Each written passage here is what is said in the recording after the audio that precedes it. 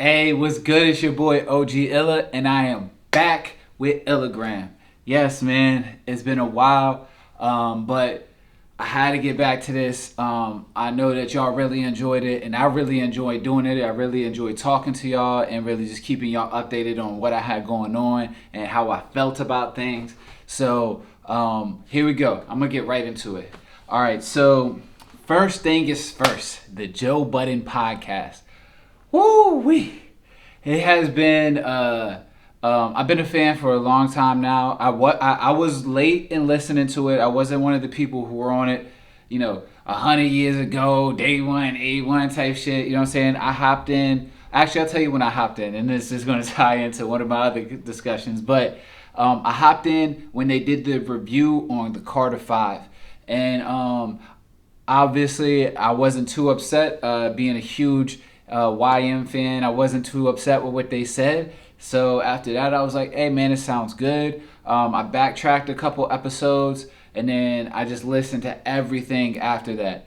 And then honestly, I fell off around when they left Spotify because it was just like the convenience of Spotify for me, being a Spotify user. I also have Apple Music as well, but being a Spotify user was just really beneficial. And then when they left there, I couldn't really get it as easily. You know what I'm saying? I'm on the move guy. I listen to it on the move a lot or while I'm working and shit like that. And so, anyways, let's talk about it. So I see a lot of people are team Rory and Ma. There's a lot of people that are team Joe Budden.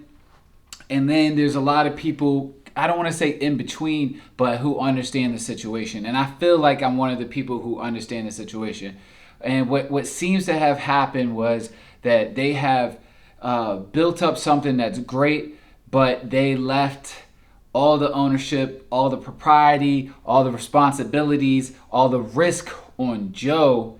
And now they're in a position where they have no leverage. And I think that's important to discuss because we are in a time right now, more so than ever, where like ownership and control are prominent, but also and prevalent, but like also necessary. You have to own something, you have to take control of it, and you have to take initiative and work to really build something. And I feel like after listening to Joe's last podcast that he did, I believe it was Tuesday or Wednesday. I can't quite remember right this second when I heard it. But that what he's been trying to do for these last few years is help them build their own platforms so that they can be their own bosses, and they wanted to put their time and energy into other things. And I've had this discussion with my team. We've had a lot of these discussions, these same type of debates, arguments, disagreements. I think the difference between our conversations and with theirs is there wasn't millions involved, one. And then also, my team really does work for it. I can't sit here and say that they don't do anything at all. There's been times where I've been upset with it, different things, and they've been upset with me. But as far as like me feeling like they're working for something, I've never had that issue with them really. So with that being said, I understand Joe's pain because I have been around people who have I don't want to say leached off me though, but have allowed me to make the moves and make the decisions and get the contacts and build the network and do all the work, and then want the same type of outcome for themselves. And that's not how it works. That's not how the industry works. That's not how any business works. And more so when you work for yourself, that is not how this works, man. You have to put in the work, you have to put in the effort, and you have to bring something to the table. Because if you don't bring something to the table, you do not eat, okay? You don't. Plain and simple. It's that easy. So with that being said, I'm gonna get off that topic, but right now, as of right now, from everything that I heard, I really understand Joe, and it sucks because I do think that the podcast was great with all of them on it. I think it'll continue to be a great podcast without the Rory and Mal if they decide not to come back, or if this situation doesn't get resolved. But as of right now, yeah, I'm like, all right, this makes sense to me as far as why Joe feels the way that he does. Next, there's been some hot takes. I don't think it's a hot take. I think that it's a very lukewarm take. I think that Lil Wayne being better than Tupac was decided 10 plus years ago. If 2006 through 2010, 11, Wayne isn't better than Tupac, please stop hip hop. Please stop rapping. Please stop music, because this guy has been better than Tupac. This is not a hot take. This is not a hot take. This is lukewarm at best. This is room temperature water at best. It's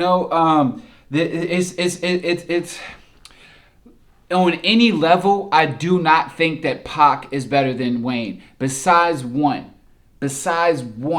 And I think that's why a lot of people, and it's usually old heads. I'm an old head technically. I'm 32, but I'm not an old head who was like really out here when Pac was here. Pac was a revolutionary. He was revolutionary. He pushed the limits. He was fuck the establishment. What do we call him? He was a renegade.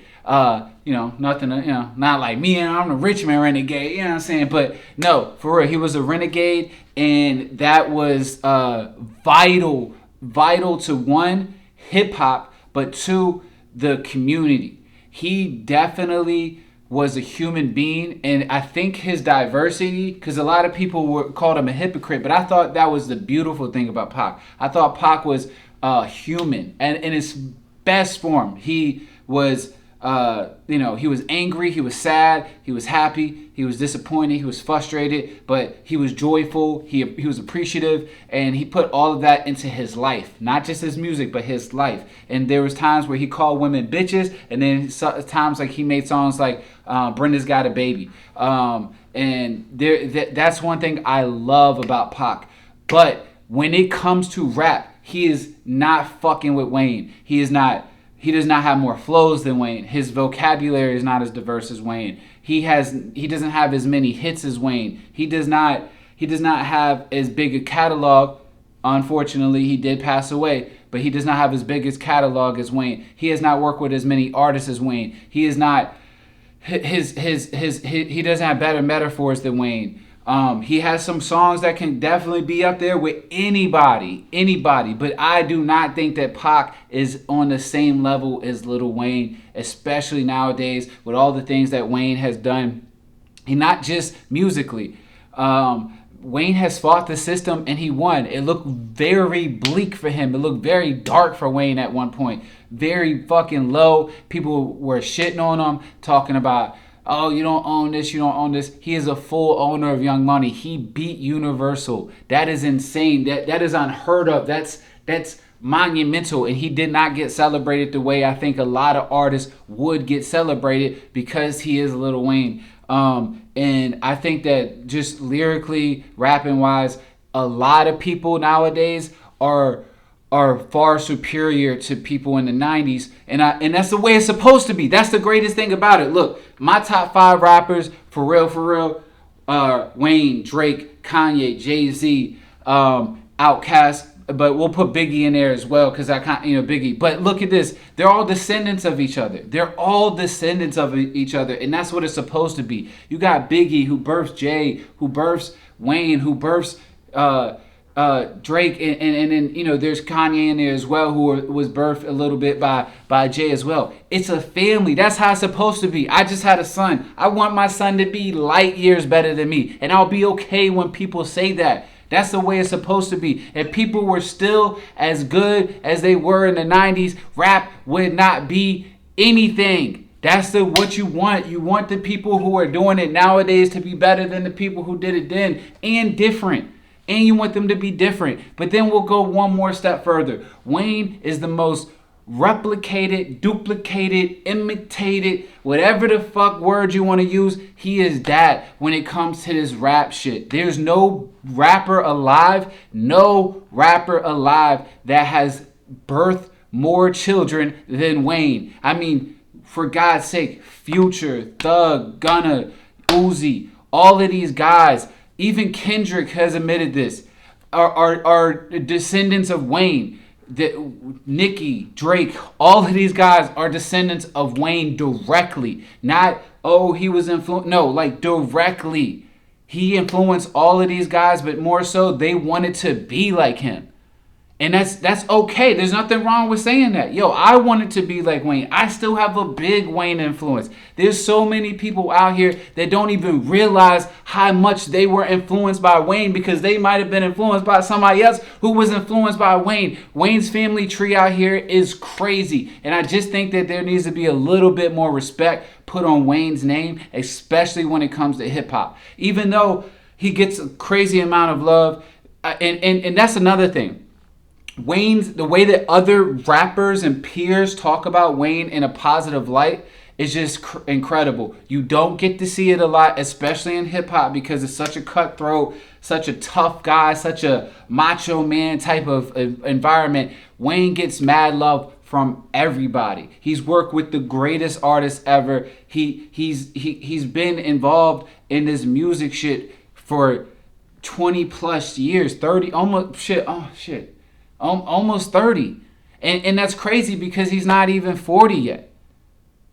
You know what I'm saying? That's nuts. You got to put a different type of respect on somebody's name when they've done what they've done. And it's in Pac. I love Pac. I revere Pac. I put Pac on a pedestal. But I don't think that it's a hot take to say that Wayne's better than Pac. Wayne's better than most rappers. And I don't mean the locals or just the locals or the indies or the guys who think they rap. I mean literally most rappers. In fact, he's considerably the best. To me, GOAT. You know what I'm saying? But I will put there's other guys, like I said, Wayne or Drake, Jay, Kanye, Andre, Black Thought. There's other guys out here, Biggie, that can, you know what I'm saying, be mentioned in the same convo as this guy, but it's not many. It's literally a handful. You know what I'm saying? And I think that it's not an insult to Pac. I don't think it's an insult to hip hop. I don't think it's an insult to anybody to say that Wayne is a better rapper. He's a better musician. He's a better MC. He's a better lyricist. It's just, and it's okay. You can disagree with me. Shit, drop some comments below. Let me know your thoughts. But for me, this is just the truth of it all. Wayne is better than Pac. Okay, last thing I want to get into before I get off of here for today is the OG Design, my company, the music shop, the blog that I own and run. We are open for business more so than ever before. We just opened our own shop on 318 West Broad Street with a bunch of other creatives. We have teamed up to call ourselves The Collective. The building will be open soon, but we are ready to get to work. So if you need anything, content creation, music videos, graphics, anything that you could think of, this is the spot to get it. I will have more video footage, more stuff as we go through this process to keep y'all updated. But please, man, tap in with us. It is vital that we work with other artists and creators in the independent field. We would love to help y'all build and help y'all create. Also, if you haven't, go check out my clothing line, Virginia Always. I've been dropping a lot of dope designs, and you can find everything at hooliganlife.co. That's HLGNLIFE.co. And that's it for right now. It's ILLAGRAM. Peace. I think I'm truly lost in this music.